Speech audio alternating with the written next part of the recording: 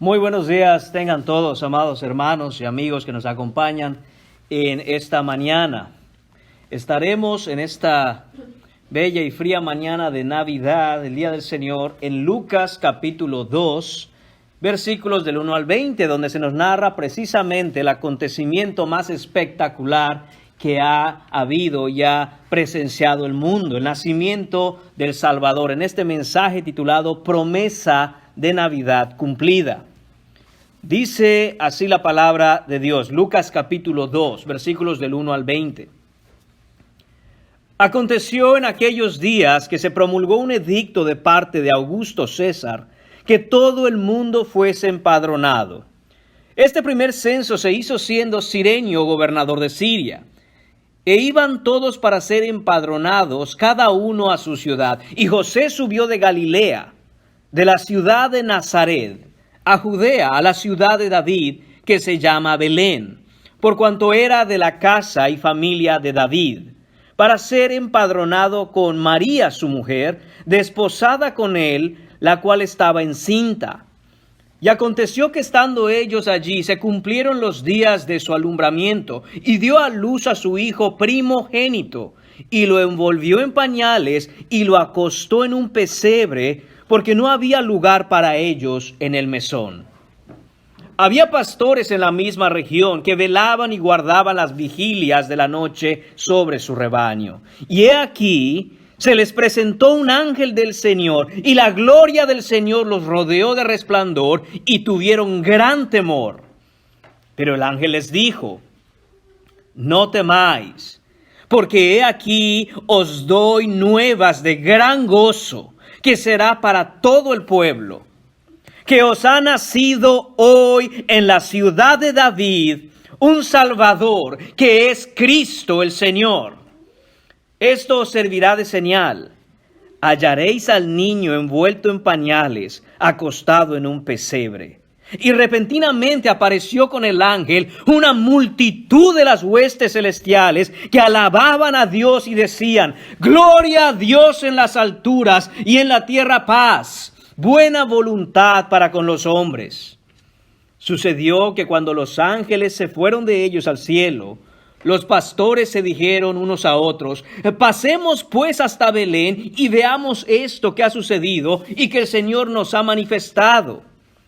Vinieron pues apresuradamente y hallaron a María y a José y al niño acostado en el pesebre, y al verlo dieron a conocer lo que se les había dicho acerca del niño. Y todos los que lo oyeron se maravillaron de lo que los pastores les decían. Pero María guardaba todas estas cosas, meditándolas en su corazón. Y volvieron los pastores glorificando y alabando a Dios por todas las cosas que habían oído y visto, como se les había dicho. Oremos. Te damos las gracias, Señor. Gracias, Padre, por darnos a tu Hijo Jesucristo. Gracias, Señor, porque está escrito que un niño nos es nacido, hijo nos es dado.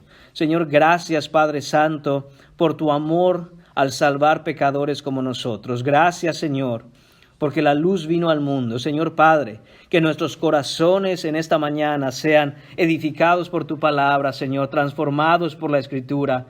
Señor mío, que nuestras almas sean vivificadas, Señor, en un amor cada vez más real, más dinámico, Señor, que nos mueva a amar a tu Hijo Jesucristo más y más. Señor Padre, que nuestra esperanza esté en Él y solo en Él, Señor, porque Él es la ciertísima esperanza de vida eterna. Te lo pedimos, Señor, en el nombre de Jesús. Amén. Pueden tomar asiento, amados hermanos. Estamos hoy en el día de Navidad, pero sobre todo estamos en el día del Señor. Y tenemos en esta mañana el cuarto y último mensaje de la serie corta de esta temporada. Veremos hoy el pasaje que nos narra ¿cómo fue la primera Navidad? Esto es lo que vemos en estos pasajes aquí frente a nosotros que acabamos de leer. Esta es la primera Navidad de todas. Veremos hoy en este pasaje el nacimiento de Jesús. este nacimiento del Salvador que fue prometido por Dios en Génesis capítulo 3, versículo 15, anticipado por los profetas en el Antiguo Testamento, esperado por el pueblo de Dios por más de 4,000 años, anunciado por los ángeles y cumplido hasta la última tilde por el Señor mismo. Se cumplió cada cosa que el Señor dijo.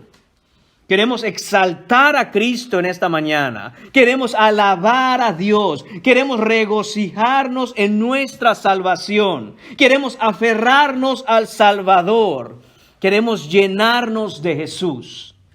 En Juan capítulo 1, versículo 9 vemos que dice: aquella luz verdadera que alumbra a todo hombre venía a este mundo.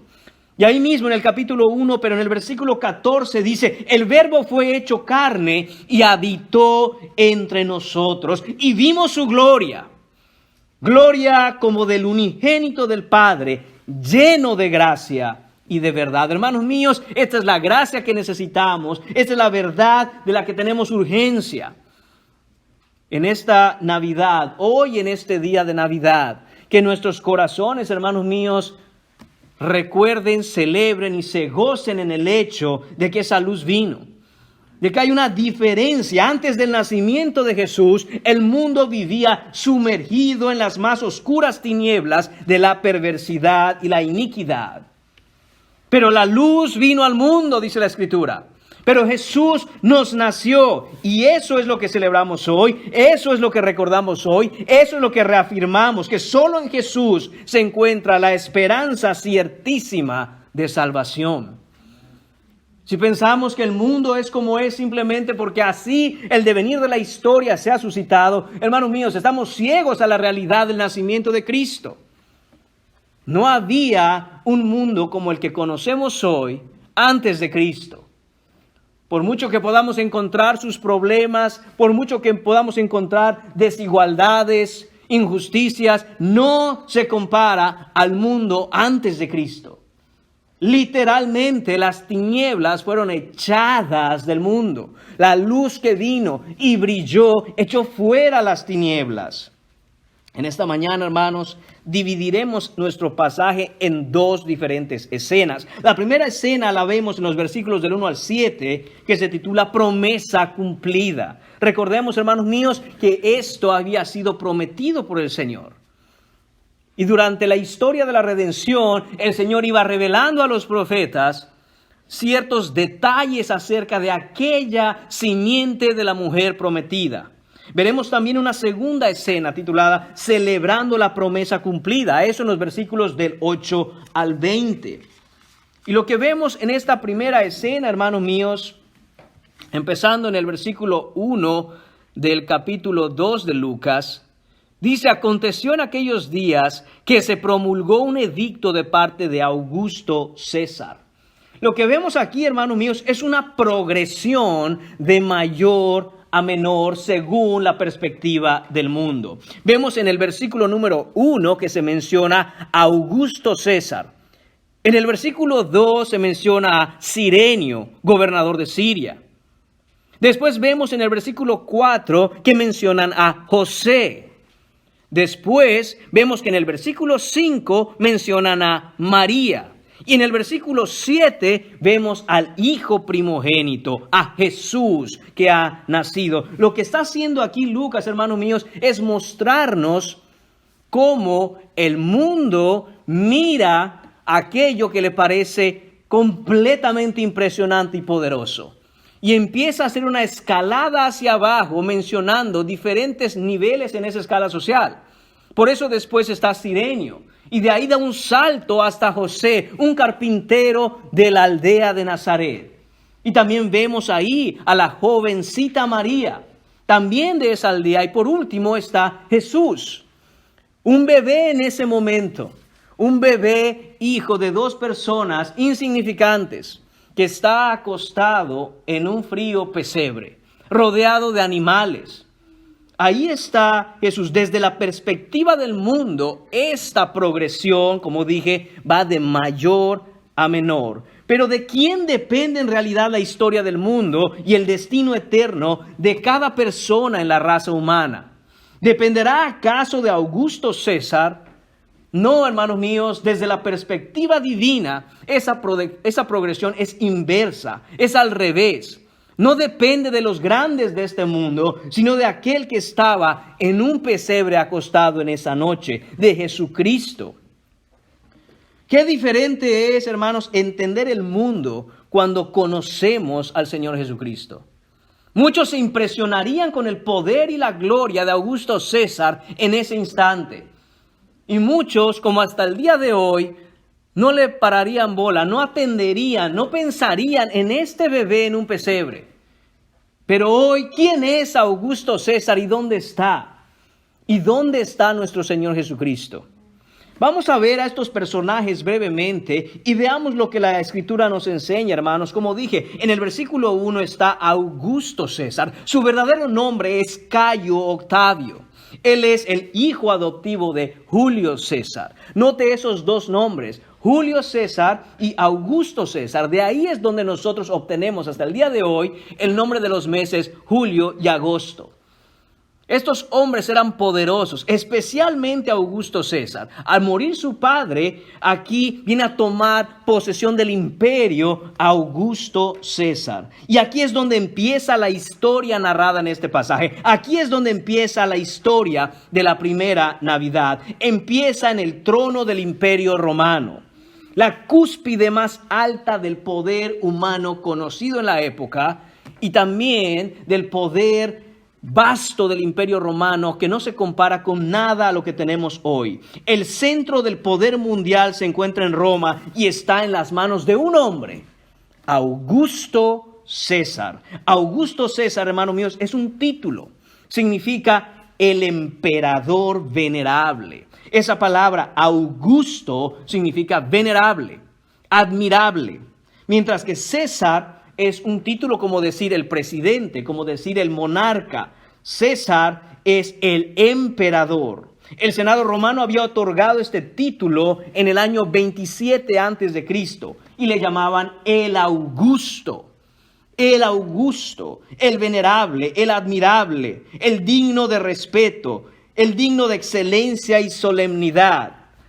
Este título le daba a Augusto César todo el poder sobre el imperio romano. Augusto César fue uno de los hombres, hermanos míos, más poderosos en la historia humana.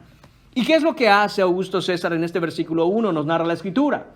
Dice que promulga un decreto. Esto es un edicto real.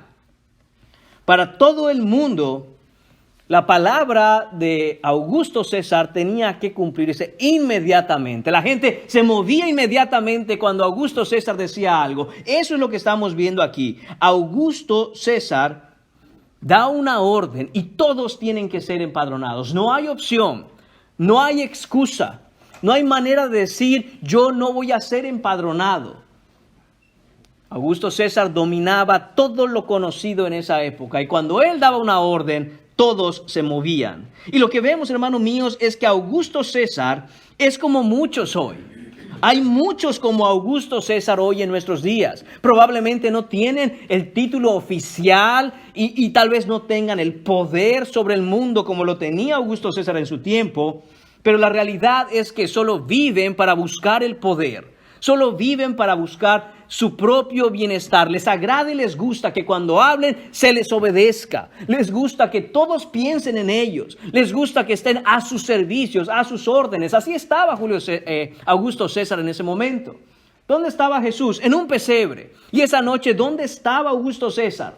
Probablemente durmiendo en una cama de oro, teniendo las más finas sábanas de seda que pudieran haber. Estaba custodiado por la guardia pretoriana en un palacio enorme.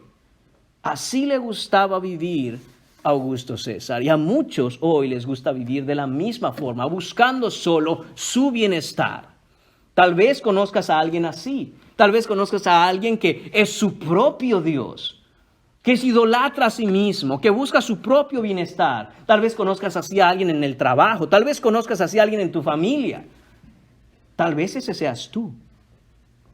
Tienes que ver si estás viviendo para el Señor Jesucristo o al igual que Augusto César, has creado de ti mismo tu propio Dios. buscando cómo ir escalando peldaños para llegar a la cima de algo, a la cima de tu profesión, a la cima de lo que te agrada, a la cima de cualquier cosa. Tienes que ser tú el que esté arriba.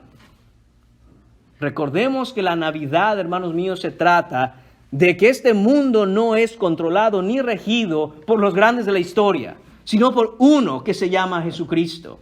Por uno que estuvo en un pesebre. Y hacemos bien en imitarlo a Él, en seguirlo a Él, en buscarle a Él, en amarle a Él. Porque de eso es que la Navidad se trata, de aquel que nació, de aquel que estuvo en el pesebre. Vemos también, hermanos míos, continuando con esta secuencia descendente en la escala social humana, en el versículo 2 vemos a Cirenio, gobernador de Siria. Dice el versículo 2, este primer censo se hizo siendo Cirenio, gobernador de Siria. Cirenio está bajo el poder del trono romano. Cirenio tiene poder, tiene un poder delegado directamente de Augusto César. Es un gobernador encargado de mantener el orden en el área que se le ha asignado. Tiene autoridad para cobrar impuestos y para eliminar todo tipo de oposición contra Roma. Él está puesto ahí, se le ha confiado autoridad y se le ha dado poder. Augusto César confía en Cirenio. Lo ha elegido estratégicamente para que el área que se le ha dado a gobernar no se le salga de las manos. En tanto Cirenio pudiera cobrar los impuestos debidos y dárselos al César y apaciguar cualquier tipo de rebelión contra el César y el imperio, él seguiría ahí y iría en un momento adquiriendo más poder. Y de nuevo, hermanos míos, en el caso de Cirenio, siendo que está bajo la autoridad del César, si algo se le escapa de las manos, si algún tipo de rebelión contra el imperio fructificara, él respondería ante el César con su propia vida. Cirenio es también como muchos el día de hoy, que son aparentemente personas que tienen el dominio de lo que hacen, pero en realidad no son sino solo grandes esclavos, esclavos de aquellos que están encima de él. Se les ha delegado un poder a cambio de esa esclavitud. Cirenio en realidad es un esclavo. Cirenio en realidad está como una mascota del César. Pero a él le gusta esa esclavitud porque a cambio recibe un poco de favor del magnífico César. Y también debemos nosotros, hermanos míos, mirarnos, analizarnos, ver si nuestra vida se parece a la de Cirenio. Añoramos con ser un día el César. Añoramos con ser un día aquel que tenga todo el poder. Pero entre tanto, con un poco de poder me basta. Cirenio hace todo lo que el César diga. Si el César dice ven, viene. Si el César dice vete, se va. Si el César dice a esta hora es. Si el César dice ya no quiero, ya no quiere. Todo lo que el César dice, Cirenio lo hace. Porque está también enamorado de ese poder. Y muchos viven así hoy, enamorados del poder que les da el trabajo, del poder que les da la imagen, del poder que les da la reputación, del poder que les da cualquier cosa que encuentren que les haga sentir que tienen un poco de poder. Y de nuevo, hermanos míos, el mundo no está regido ni por los Augusto César ni por los cireños, sino por Jesucristo que yace en un pesebre. Vemos después de esto, hermanos míos, en el versículo 3 y en el versículo 4, la increíble escalada hacia abajo que da esta escala social.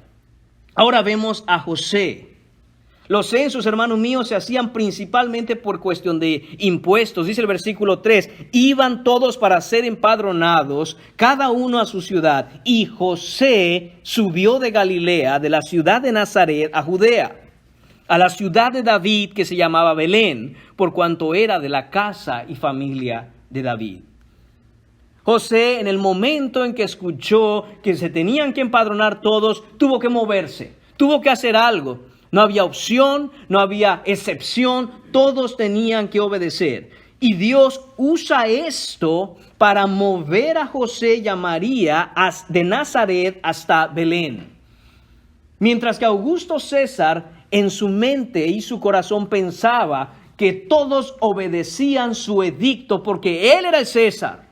La realidad es que ese edicto real vino de mucho más arriba que él.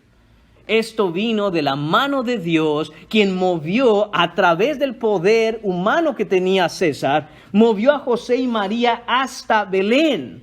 ¿Por qué? Para que se cumpliese lo dicho por el profeta Miqueas. En Miqueas, en el capítulo 5, hermanos míos, vemos algo que no podemos nunca olvidar.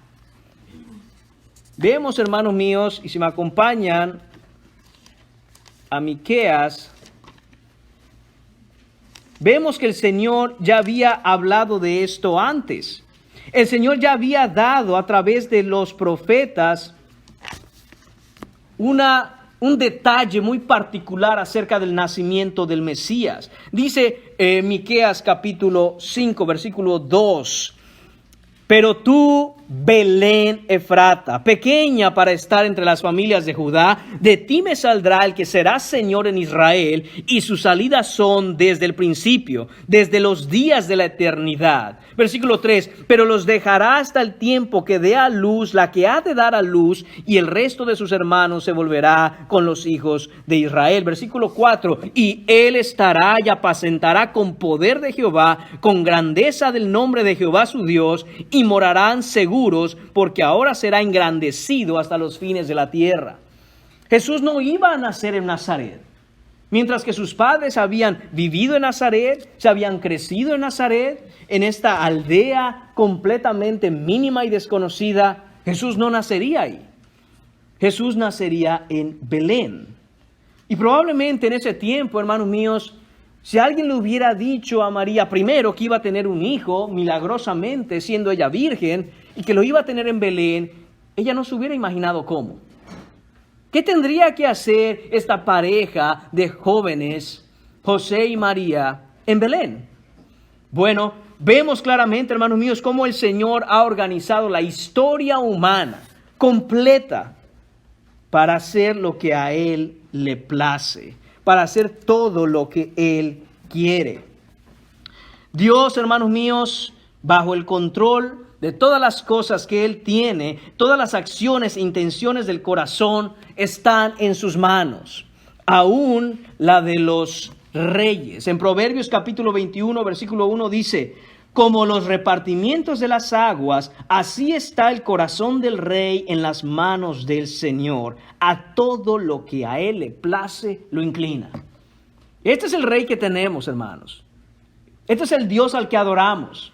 Aquel que tiene en sus manos las intenciones del corazón de todos los hombres, particularmente aquellos que están en poder. El decreto de Augusto César es el resultado directo del decreto de Dios, el Rey de Reyes, el Señor de Señores. Y lo que vemos es que José subió de Galilea, de Nazaret, hasta Judea, hasta Belén.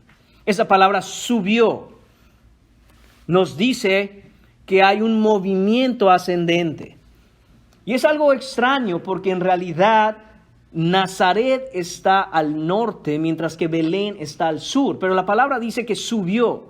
Y esto se refiere a que Belén no es que esté más al norte de Nazaret, pero sí que está más arriba, más alta, como escalando una montaña. Lo que nos dice, hermanos, y lo que nos deja saber que José y María tuvieron que hacer este viaje hacia arriba, cuesta arriba.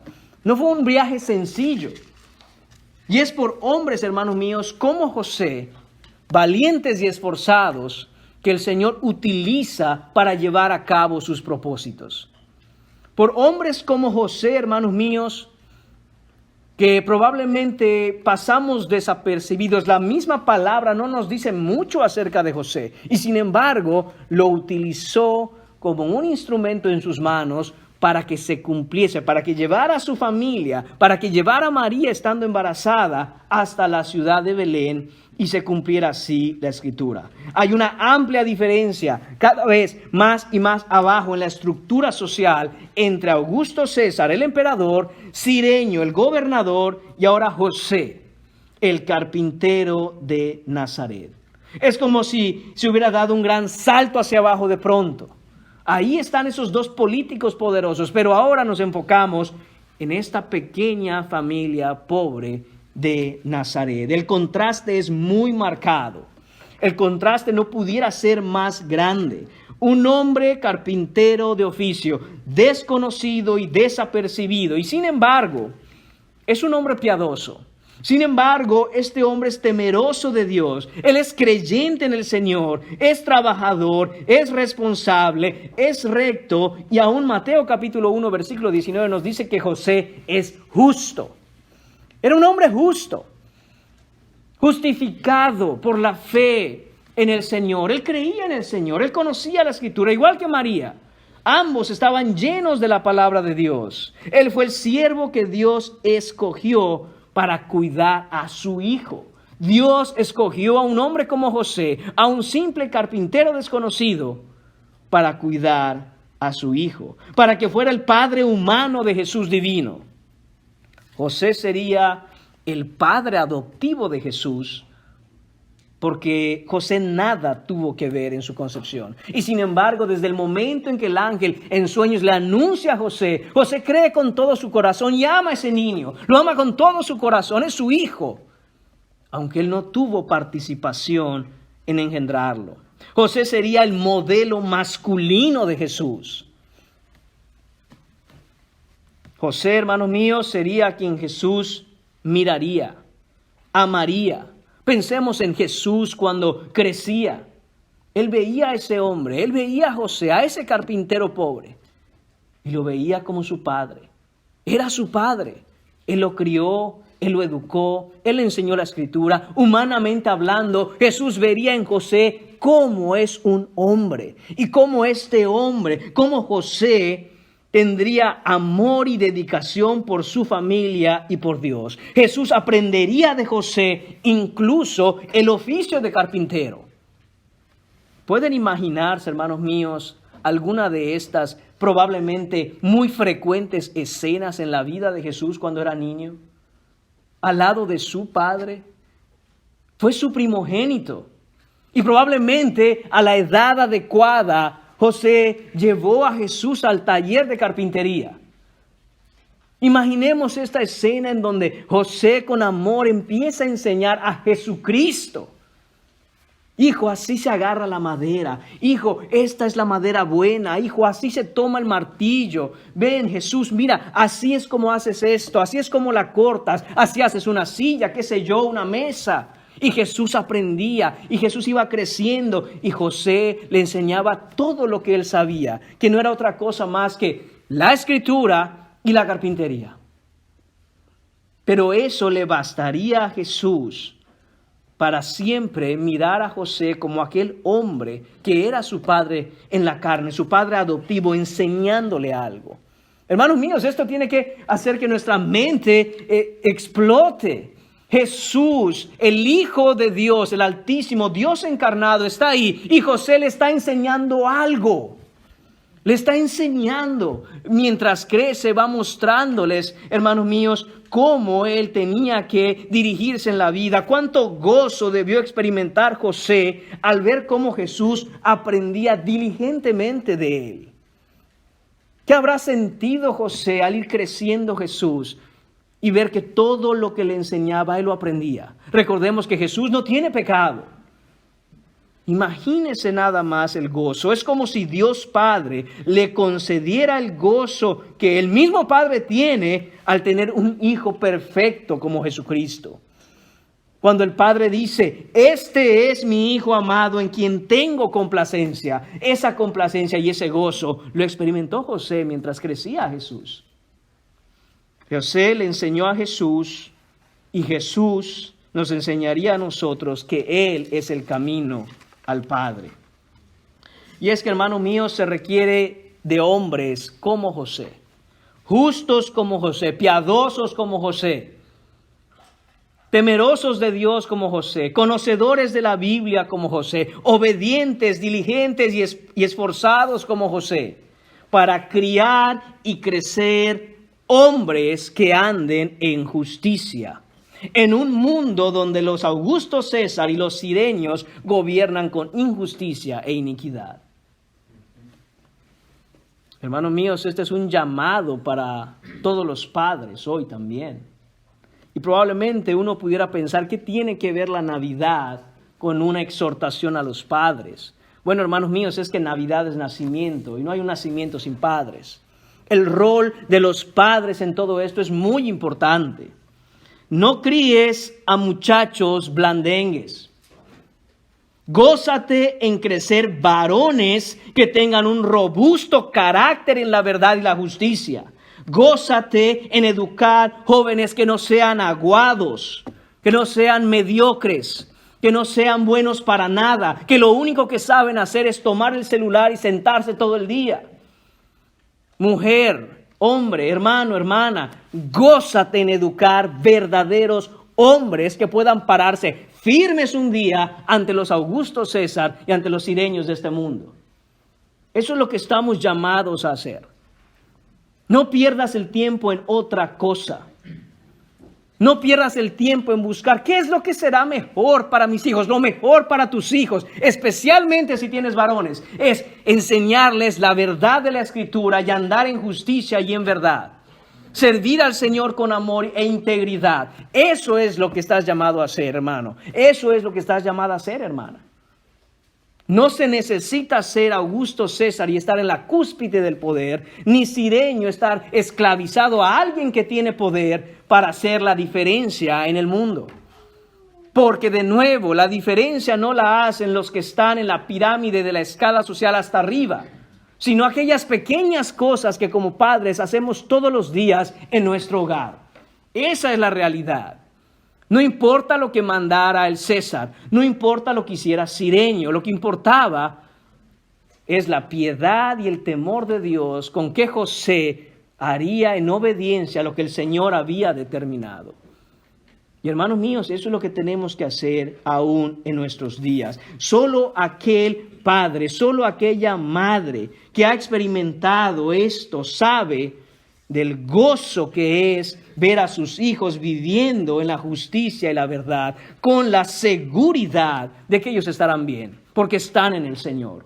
Y del mismo modo, hermanos míos, solo aquel padre, solo aquella madre que ha vivido algo como esto, sabe lo que es también el dolor de ver a sus hijos yendo cada día de mal en peor, camino de la ruina, con la incertidumbre de qué pasará con este muchacho. Si tus hijos son ya grandes y esta es tu situación, gloria a Dios, tenemos la oración y su misericordia. Pero si tus hijos son pequeños, sé diligente hoy. No esperes a mañana a que solo te quede la oración, a que solo dependas de la misericordia del Señor. La gracia del Señor es primero y viene cuando, estando ellos pequeños, tú los puedes educar en el buen camino. Una vez crecidos, solo te queda orar, hermano. Solo te queda orar. Una vez que ese árbol creció torcido, solo Dios lo puede enderezar. Pero no esperes a que eso pase, sino que desde temprano empieza, hermano, a mostrarle a tus hijos quién es el que nació en el pesebre, quién es el que en realidad controla las cosas de este mundo y tráelo a postrarse a los pies de Jesucristo para salvación. Aunque casi desconocido por todos, José fue usado por el Señor para enseñar, cuidar, proveer y amar al Mesías, al que sería su hijo adoptivo. Esa fue la misión que le fue encomendada a José y la hizo sin quejas, sin murmuraciones y sin buscar ningún tipo de protagonismo o fama. Ese es el carácter de un siervo y debemos aprender a desarrollarlo también nosotros. No buscamos los reflectores. No hacemos lo que hacemos para ser vistos de los demás y decir, mírenme, mírenme. No, hacemos y servimos al Señor para mostrar a aquel que nació en el pesebre y que hoy ha crecido y creció también para ir a la cruz y decir, es a Él, es a Él. No es mirarme a mí, no es mirarnos a nosotros mismos, es verlo a Él. Después, hermanos míos, en el versículo 5 vemos a María. Hemos hablado ya de María. En el versículo 5 dice que fueron para ser empadronados con María, su mujer, desposada con él, la cual estaba encinta. Noten ahora cómo sigue bajando esto cada vez más. Ya no estamos hablando simplemente de un carpintero llamado José, sino de una mujer que en el tiempo de la Escritura en que esto se desarrolla no tenía ningún valor. No solo eso, pero dice que está desposada, está prometida, no está casada, pero está embarazada. Esto era repudiable completamente. Esto era completamente inaceptable. Verían a María de un mal modo siempre, porque estaba ahí desposada con él. Es decir, recuerde que habían 3 etapas del matrimonio judío. Ellos estaban en la segunda etapa, desposados, pero todavía no tenían una vida marital como tal. Y sin embargo dice que la cual estaba encinta, la cual estaba embarazada. Hemos hablado ya de María el domingo pasado, una jovencita desconocida de Nazaret, sencilla y humilde, temerosa de Dios, desposada con este carpintero del pueblo de Nazaret, estando embarazada. A ella la eligió Dios para llenarla de gracia. Recuerde eso, ella fue llenada de gracia. No, ella es la fuente de gracia, Dios es la fuente de gracia. Y él derramó esa gracia en María. Concebiría en su vientre a Jesús de manera sobrenatural, milagrosa. Ella era virgen y ella era conocedora de la Escritura. Hermanos míos, Nazaret, como también hemos hablado el domingo pasado, era una aldea insignificante, no había nada bueno ahí. Se decía que nadie iba a Nazaret por voluntad propia. Uno tenía que haberse perdido para llegar ahí. Las mayores rutas y las carreteras y las calles más importantes a propósito pasaban por otro lugar para no pasar por Nazaret. Algo bueno puede salir de Nazaret, y esa palabra bueno no es simplemente una pregunta retórica, sino que es algo bueno en el sentido moral. Era una ciudad caracterizada, o una pequeña aldea caracterizada por su inmoralidad, y sin embargo ahí está María. En medio de una pequeña aldea caracterizada por su inmoralidad, ella es virgen. Ella se conserva para su marido, confiando en el Señor y adorando a su Señor. Como dije, ella es conocedora de la Escritura. En Lucas capítulo 1, versículos 46 a 55, vemos el Magnificat de María, esa canción de María. María empieza a cantar y a alabar al Señor cuando va a visitar a su prima Elizabeth. Y todo lo que vemos ahí en esos versículos, hermanos míos, es ese canto de María que está saturado del Antiguo Testamento. Ella abrió su boca y todo lo que tenía en el corazón empezó a salir en forma de canto en esa ocasión. ¿Y qué tenía en el corazón? Biblia, Biblia, Biblia y más Biblia, versículo tras versículo. Hay más de 15 referencias al Antiguo Testamento en todo lo que María dijo. Eso es un reflejo del conocimiento de la teología que María sabía muy bien. Estos 2 jóvenes de Nazaret eran piadosos, y es así como el Señor elige utilizarlos. Les ha dado esa gracia. Dice que aconteció en el versículo 6, aconteció que estando ellos allí se refiere a Belén, se cumplieron los días de su alumbramiento. Qué difícil, hermanos míos, debió ser esto para María. Qué difícil debió haber sido esto para María. No está en su casa, no tiene ayuda de ninguno de sus familiares, no tiene ningún tipo de comodidad, no hay médicos, no hay enfermeras, no hay parteras, no hay medicamentos, solo hay calor durante el día y frío durante la noche. Hay limitadas raciones de alimentos, poca agua y quizá montada en un burro, si no es que a pie. Tenemos siempre esa idea y esa escena en donde María está en el burrito y José va arreando al burro. Hermanos, pero la Escritura no nos dice nada de eso. Si argumentamos y pensamos en el hecho de que esa era la manera en que muchos se movían en la época, probablemente haya sido así. Pero hermanos, no lo sabemos. Eran tan pobres. Recuerde, ¿cuál fue la ofrenda de María cuando fue a presentar al niño? 2 tortolitas. No sabemos ni siquiera si tenían un burro. Hermanos, debió haber sido muy, muy, muy difícil. Estando ella ahí, sin embargo, no hubieron pretextos para María. María es una de esas mujeres que ama al Señor y está dispuesta a hacer la voluntad del Señor, diciéndole: he aquí la sierva del Señor, hágase en mí de acuerdo a tu palabra. De tal forma que no esperó que las circunstancias fueran las apropiadas para hacerlo. Es que si se ponen las cosas a modo, entonces voy a hacer. No, hermanos míos, sino que María estaba ahí y ella se hizo cargo de todo. En el versículo 7 vemos que dice: y dio a luz a su hijo primogénito y lo envolvió en pañales y lo acostó en un pesebre. Vemos, hermanos míos, que ella estaba sola haciendo todo eso. Por supuesto, José estaba ahí, pero admitámoslo, ¿cuánto más podía ayudar José sino simplemente mirar en cómo pudiera asistirla? Ella dio a luz al hijo, ella lo envolvió en pañales, ella lo acostó en el pesebre, ella lo hizo sola. Esta jovencita embarazada del santo ser Jesucristo hizo todo esto sola. El relato en estos versículos alcanza su punto más bajo, aparentemente para el mundo, cuando se nos menciona a su hijo, al bebé de María. Es un bebé de una jovencita desconocida, desposada con un carpintero común de Nazaret, y este es el nacimiento del Señor Jesucristo. Lucas nos narra esto de una manera tan fácil, tan rápida, y dice: cuando llegó el día de su alumbramiento, el tiempo de su alumbramiento, nació su hijo.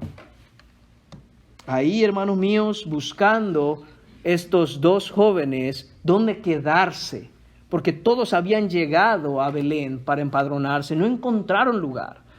No se halló lugar para ellos en la posada, no había ningún lugar. Y de algún u otro modo les ofrecieron estar entre los animales. De nuevo, hermanos míos, aquí podemos argumentar muchas cosas. Tenemos la idea de que Jesús fue dado a luz en un establo y fue colocado en un pesebre. Lo del pesebre lo sabemos, pero hermanos, no sabemos nada acerca de un establo. En esos momentos habían muchos lugares que estaban recibiendo viajeros y se acostumbraba a tener para ellos un lugar para amarrar a sus animales y darles de comer. Y probablemente, hermanos míos, esto pudo estar completamente a la intemperie, sin un techo. Tal vez había un techo, tal vez era un establo. Pero no pensemos que este era el lugar de una familia que tenía sus animales y ahí los cuidaba. No, hermanos, sino que cuando llegaron los viajeros, estos lugares que eran lo que hoy pudiéramos conocer como de alguna manera hoteles, claro que no eran los hoteles de hoy, eran posadas, eran mesones.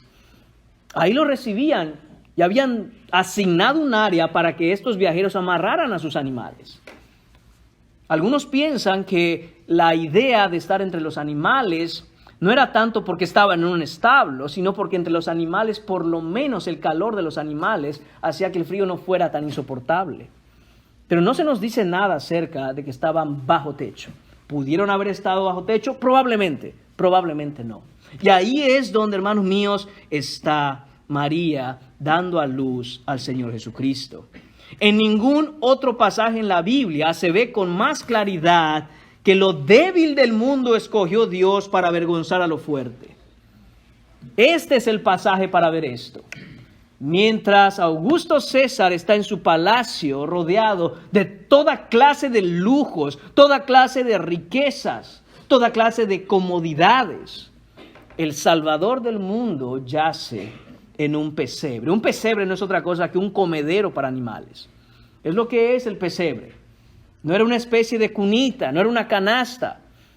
Era un artefacto hecho de madera en donde se ponía la comida de los animales. Y ahí es donde María, mirando dónde ponerlo, lo asienta.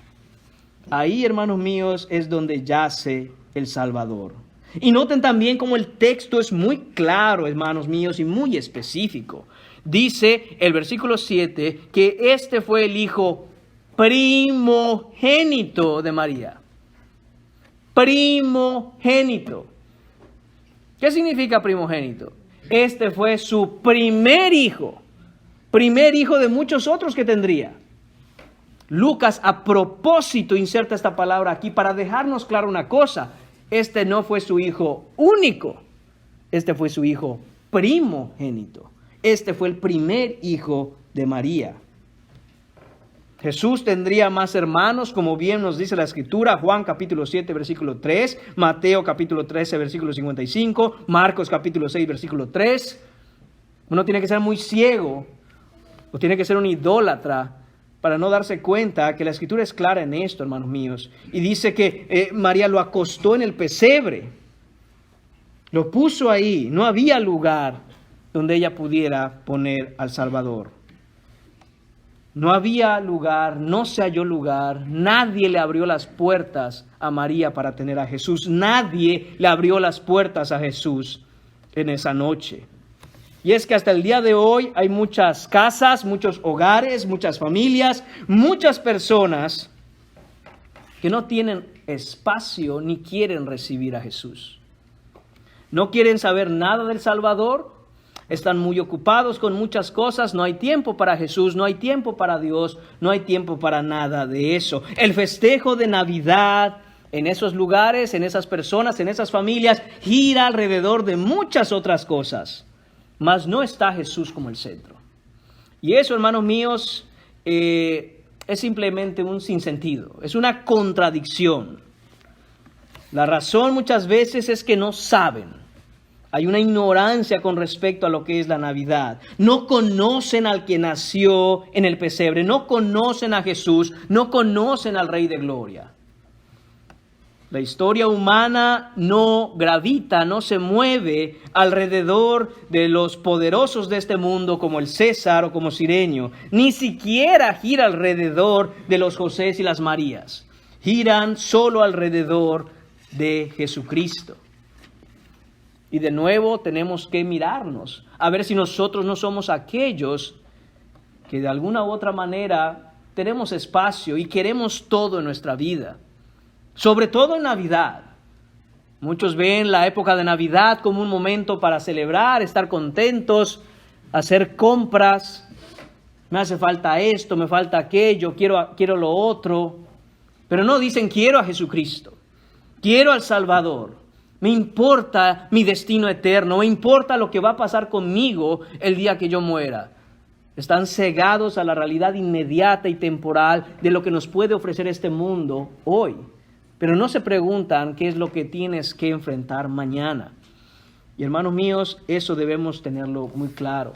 Jesús es el centro de la Navidad y Jesús es quien gobierna todas las cosas. Esta escalada desde Augusto César en el versículo 1 hasta Jesús en el versículo 7, desde la perspectiva divina es al revés. Jesús está en la cúspide y todos los demás están por debajo de él. Que en esta Navidad sea Jesús el centro de lo que tú celebras, el centro de lo que tú festejas. Y si no estás en Cristo, recuerda que este niño nació con un solo propósito, una sola obra, una sola cosa vino a hacer. Y es morir en la cruz para dar salvación a pecadores arrepentidos. Si no te has arrepentido de tus pecados, ven a Cristo hoy. Ven a Cristo y que esta Navidad sea una Navidad diferente en el sentido de que fue cuando tú reconociste que Jesús vino a morir en lugar tuyo a causa de tus pecados. Arrepiéntete, ven a Jesús, dile, confiésale lo pecador que eres, lo egoísta que eres, que vives para ti, buscas solo lo tuyo, no buscas ver por los demás. Lo más importante eres tú, eres un Augusto César. ¿Te gustaría tener el poder de Augusto César? Confiésalo, arrepiéntete y ven a Cristo. Segunda escena en esta mañana, hermanos míos, versículos del 8 al 20. En esta segunda escena la he titulado Celebrando la promesa cumplida. Vemos que el Señor cumplió su promesa y nació el Salvador, pero ahora vemos que hay una celebración, es propiamente la celebración de la primera Navidad. Y aunque puedan haber, hermanos míos, diferentes maneras de celebrar la Navidad, existen algunos componentes críticos, cosas que no pueden faltar, ingredientes que son necesarios en una familia cristiana que festeja el nacimiento del Salvador. Y eso es lo que vamos a ver en los versículos a continuación. Hay ciertas cosas que son primordiales para festejar la Navidad. Como dije, hay muchos que festejan la Navidad de diferentes maneras y diferentes formas. Algunos hacen un viaje, algunos se juntan en familia, unos abren regalos, otros no, unos ponen árbol, otros no. Y mientras ninguna de esas cosas esté directamente en contra de lo que marca la Escritura, es bueno celebrar la Navidad. Pero vamos a ver aquellas cosas que sí o sí tienen que estar, aquellas cosas que no pueden faltar. Vamos a ver, hermanos míos, cómo se celebró, cómo se festejó la primera Navidad antes de que el hombre le quitara o le aumentara nada. Esto es la pureza original de la Navidad. Y vamos a ver 5 características brevemente. No puedo ser exhaustivo, hermanos, pero vamos a tratar de ser muy puntuales. La primera característica del festejo de Navidad se encuentra en los versículos del 8 al 12. Y esa es la proclamación de Jesús. Vemos que dice, había pastores en la misma región que velaban y guardaban las vigilias de la noche sobre su rebaño. Y he aquí, se les presentó un ángel del Señor, y la gloria del Señor los rodeó de resplandor, y tuvieron gran temor. Una de las primeras cosas que nos debe llamar la atención aquí es la palabra pastores. Los pastores, hermanos míos, estaban en lo más bajo de la escala social. Si este bebé en el versículo 7 ya estaba en lo más bajo, los pastores estaban aún más bajo desde la perspectiva del mundo. Eran personas que trabajaban con animales, olían a animales, un trabajo que nadie quería hacer. Eran famosos por ser corrientes, vulgares, muchas veces hasta groseros.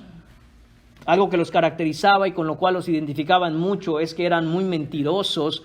Dirían cualquier cosa con tal de que alguna situación se tornara a su conveniencia. No se aceptaba en ninguna corte el testimonio de un pastor, porque era gente tan vulgar y tan mentirosa que no les importaba. No solo estaban, hermanos míos, como dice el versículo, ahí velando y guardando las vigilias de la noche sobre su rebaño en el campo, sino que es ahí donde vivían. Nadie los quería cerca, sobre todo por su mal olor. Y sin embargo, aquí vemos que se les presenta el ángel del Señor. Este ángel fue comisionado con el privilegio especial de ir a anunciar el nacimiento del Salvador. De todos los que pudo haber elegido el Señor, a este ángel escogió para llevar esta noticia. Y lo que vemos aquí, hermanos míos, es que estos pastores se llenaron de gran temor. Tuvieron miedo cuando de pronto se les aparece en el cielo de la noche un ángel y les dice, no temáis, porque he aquí os doy nuevas de gran gozo que será para todo el pueblo. Este anuncio no fue hecho a los importantes del mundo, no fue hecho a los sacerdotes, no fue hecho a los escribas, no fue hecho en el templo de Jerusalén, fue hecho en el campo a los pastores. Y le dice el ángel que esto será para todo el pueblo. Qué significativo es ver que a estos pastores, a los que la sociedad rechazaba, fueron a los primeros que el anuncio fue dado, y les enfatizan y les dicen, y estas noticias serán de gozo para todo el pueblo. La intención aquí y el mensaje debe ser claro. Desde el más bajo hasta el más alto, todos tienen la esperanza en Jesucristo de venir a Él en arrepentimiento y fe. No hay nadie que quede fuera. Las puertas del cielo son tan grandes que cualquier pecador cabe ahí. Al mismo tiempo son tan estrechas que solo los pecadores que estén en Cristo pueden pasar. Esto es lo que está diciendo este ángel. Y ellos, hermanos míos, se llenan de gran temor. Les dice el ángel que no teman. Y les dice en el versículo 11, os ha nacido hoy en la ciudad de David un Salvador, que es Cristo el Señor. Versículo 11, hermanos míos, es algo que nosotros como cristianos debemos tener muy claro en nuestra mente y nuestro corazón. Uno de los versículos más impresionantes que existe en la Escritura, porque se está hablando de Jesús y en el mismo versículo se nombran sus 3 títulos: el Salvador, que es Cristo el Señor. Hermanos míos, esto nos habla de la obra completa que vino a hacer Jesús. En su nombre mismo lleva su obra. Ya lo habíamos hablado el domingo pasado. Jesús, el Señor, salva. Él es el Salvador. No hay otro Salvador. No existe ningún otro Salvador en el mundo. Mahoma nos salva. Buda nos salva. Krishna nos salva. Nadie salva. El único que salva es Cristo. Tu religiosidad nos salva. La Virgen nos salva. Nadie salva. Hay un solo Salvador y su nombre es Cristo. Además dice claramente, Él es el Cristo. Él es el Cristo. Él es el ungido. Eso significa Cristo, el ungido. Jesús fue ungido con el Espíritu Santo para venir a hacer todo lo que hizo. El Espíritu del Señor está sobre mí, dijo el Señor, para anunciar las buenas nuevas a los pobres, para liberar a los cautivos. Este es Jesucristo y dice además, Él es el Señor, lo que nos habla de su soberanía. Él es el dueño del universo. Él lo gobierna todo. Él tiene todo el poder. Salvador, Cristo y Señor. Para venir a la salvación, hermanos míos, necesitamos abrazar esas tres cosas. No es elige la que más te guste. Yo lo quiero como Salvador porque no me quiero ir al infierno. Pero en algún momento de mi vida me postraré a Él como Señor. Eso es imposible. Aquel que no se postre y se rinda a Jesús como su Señor, no lo puede conocer como su Salvador. Eso es una mentira. El que no entienda que Él es el ungido y Él es el Señor, no lo puede tener como Salvador. Es todo o nada. Es el paquete completo. Esto no es Burger King, hermanos. No es a tu manera. Esto es a la manera del Señor. Y Él dice, Salvador, Cristo y Señor. Después dice, esto os servirá de señal. Hallaréis al niño envuelto en pañales, acostado en un pesebre. La soberanía de Dios, la providencia divina, haciendo todas estas cosas. Acabamos de leer que María lo puso y lo envolvió en pañales. ¿Por qué lo habrá hecho? Porque el Señor así lo había determinado para que sea la señal que iban a buscar estos pastores. Lo encontrarán envuelto en pañales. Lo encontrarán ahí, al Salvador envuelto en pañales, acostado en un pesebre. Y repentinamente apareció con el ángel una multitud de las huestes celestiales que alababan a Dios y decían, ahorita vamos a pasar ese versículo. Pero vemos, hermanos míos, el anuncio que hacen de Jesucristo. Y es que en la Navidad, hermanos míos, es un buen momento que debemos aprovechar para anunciar la salvación que hay en Cristo Jesús. No hay mejor momento que la Navidad para hacer eso. No hay una mejor plataforma sobre la cual podamos nosotros pararnos firmes para declarar que la salvación es en Cristo, sino el momento de la Navidad. Porque el mundo entero nos mira, el mundo entero festeja la Navidad. Y aquellos que no conocen a aquel que festejamos, estamos nosotros los que sí conocemos lo que la Escritura dice para anunciarlo, para proclamarlo a toda voz, a todo pulmón. Vemos, hermanos míos, en el versículo 13 la segunda característica, alabanzas a Dios. Y es lo que acababa yo de leer. Repentinamente apareció con el ángel una multitud de las huestes celestiales. Hermanos míos, estos son ejércitos de miles y miles y miles y miles de ángeles en el cielo. ¿Y qué es lo que hacía? Alababan a Dios y decían, gloria a Dios en las alturas y en la tierra paz, buena voluntad para con los hombres.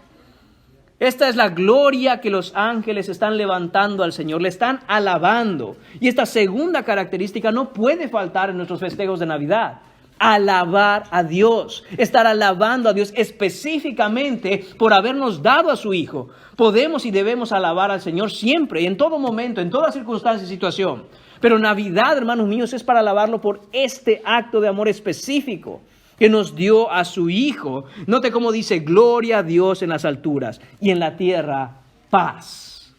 Si no entendemos, hermanos míos, que sin Cristo estamos en enemistad contra Dios, no entendemos lo hermoso que es escuchar a los ángeles decir que hay paz.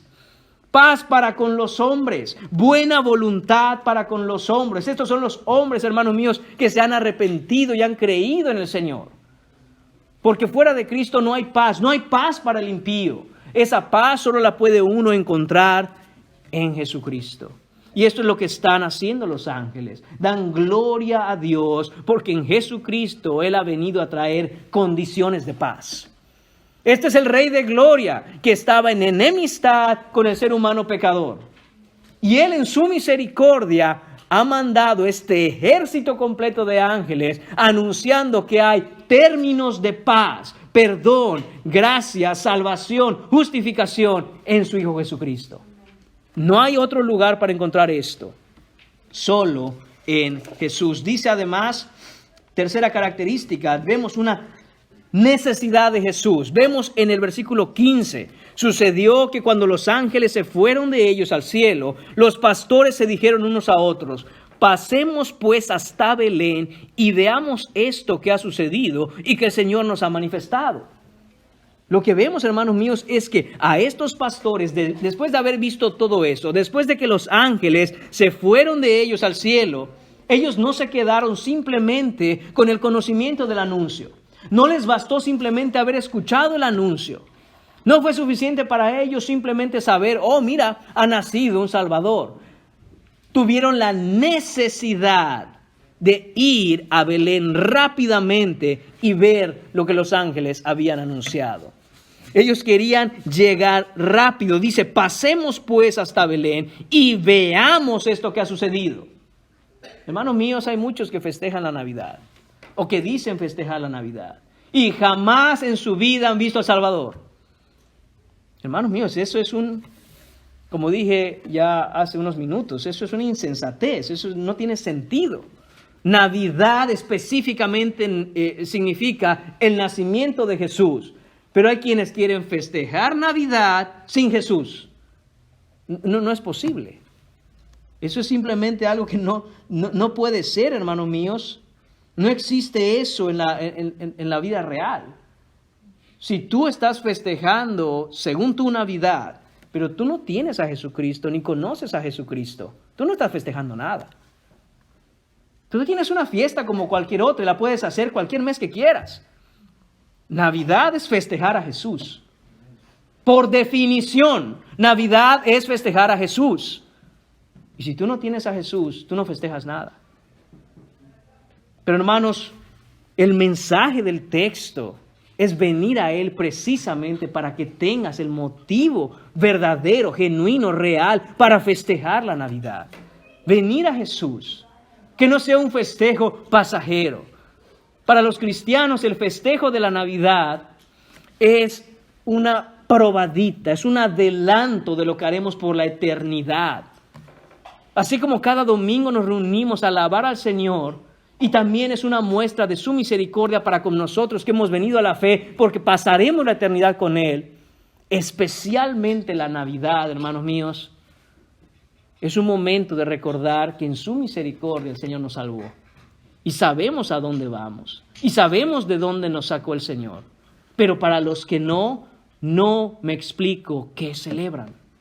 A mí me gustaría preguntarles, ¿y ustedes qué celebran? ¿Qué es lo que es? ¿A qué se debe esta fiesta? Porque en la Escritura es claro, es a Cristo a quien celebramos, es a Cristo a quien amamos, es a Cristo a quien proclamamos, es a Dios a quien alabamos, no a nosotros mismos. Tú no eres Dios, el centro de la Navidad no eres tú, es Jesucristo. Vemos esa necesidad de Jesús en los pastores. No les bastó escuchar, querían ver, querían experimentar de primera mano, querían vivirlo, querían que ese gozo que en ese momento recibieron lo confirmaran los hechos de haber visto a Jesús.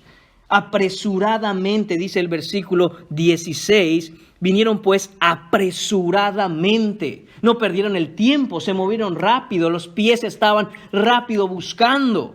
Y dice, hallaron a María y a José. Y ahí está la clave. Si lo hallaron es porque lo estaban buscando. En el momento en que escucharon el anuncio, ellos rápidamente se pusieron a buscar.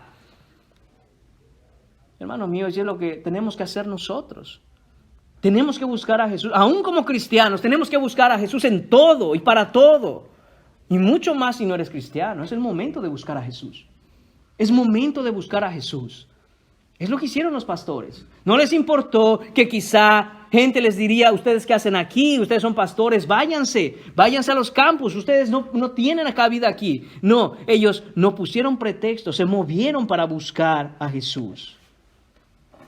Cuarta característica, dar testimonio de Jesús. Esa es otra cosa que no puede faltar en una celebración de Navidad.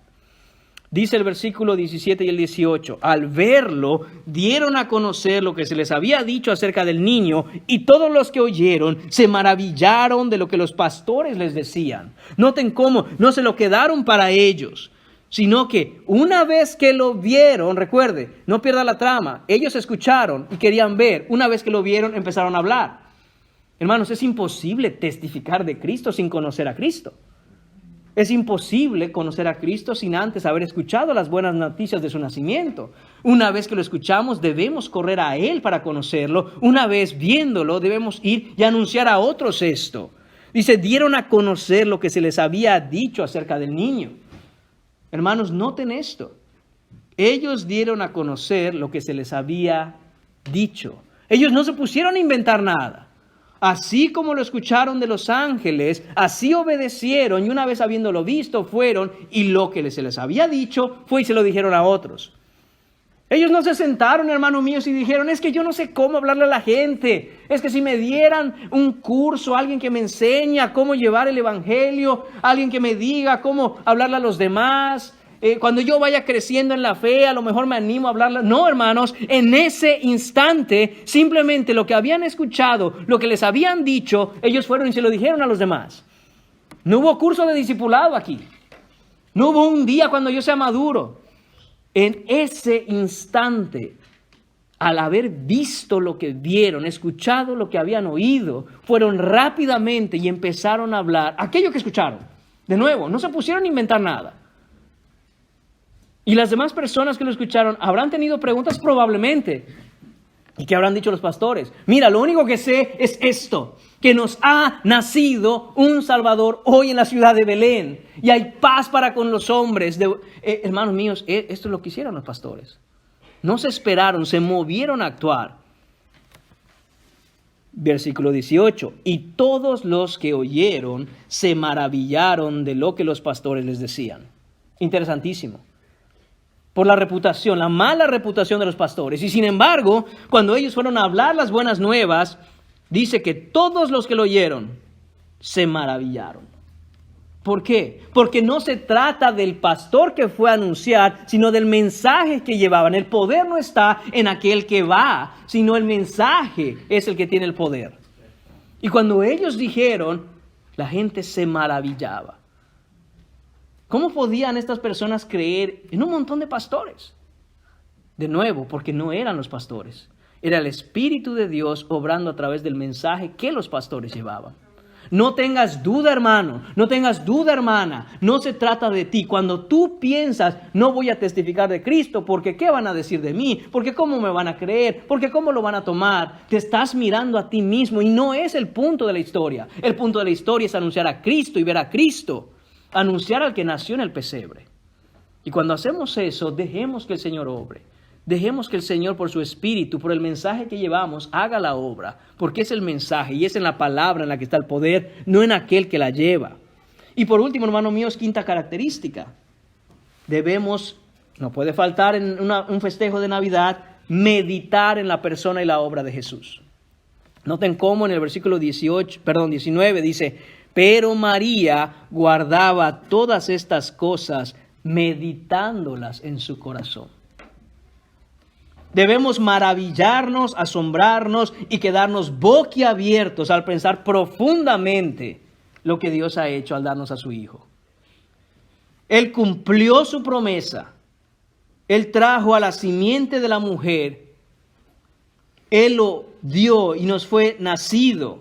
Dios se hizo carne, hermanos míos, y vino a habitar entre nosotros para rescatarnos. Lo decimos constantemente, Él murió por nosotros, Él nos fue dado. Pero hermanos, a veces repetirlo tanto y tanto y tanto, sin poner cabeza en lo que decimos, para nosotros empieza a perder el verdadero significado. Y no es que no tenga significado, pero somos nosotros, que a fuerza de escucharlo mucho, ya no causa el mismo efecto. Y debemos arrepentirnos también de eso, hermanos. Debemos pensar, meditar, llevar a la reflexión esto que leemos en la Escritura.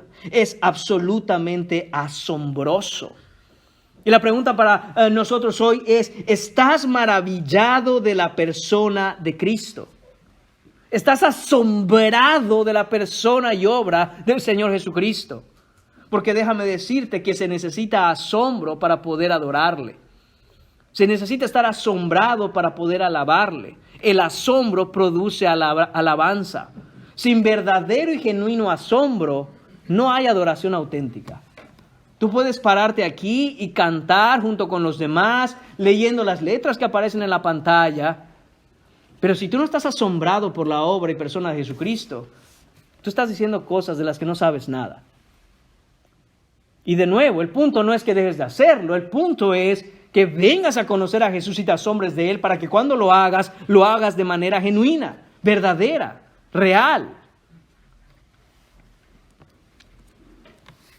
En esta escena, hermanos míos, la segunda escena, vemos en el versículo 20 que dice: volvieron los pastores glorificando y alabando a Dios por todas las cosas que habían oído y visto, como se les había dicho.